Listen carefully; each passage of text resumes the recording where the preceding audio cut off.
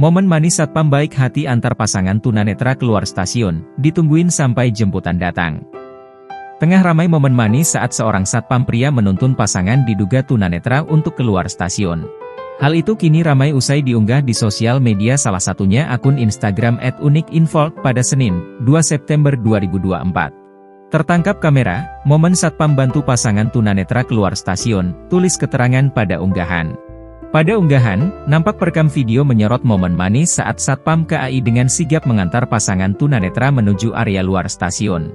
Secara hati-hati dan perlahan, Satpam tersebut memegang kedua tangan pasangan itu yang nampak juga membawa tongkat. Kirain bakal dituntun sampai keluar stasiun doang, ternyata ditungguin sampai jemputannya dateng, tulis keterangan pada unggahan. Terlihat pada video selanjutnya, Satpam tersebut sampai rela menunggu jemputan dari pasangan tunanetra itu. Usai ditelusuri, unggahan pertama kali dibagikan oleh akun TikTok @ursweti13 pada Minggu, 1 September 2024. Belum diketahui waktu kejadian, namun lokasi disebutkan berada di stasiun Solo Jebres Surakarta. Video yang berdurasi 16 detik ini pun kini ramai ditanggapi oleh warganet. Download Tribun X sekarang, menghadirkan lokal menjadi Indonesia.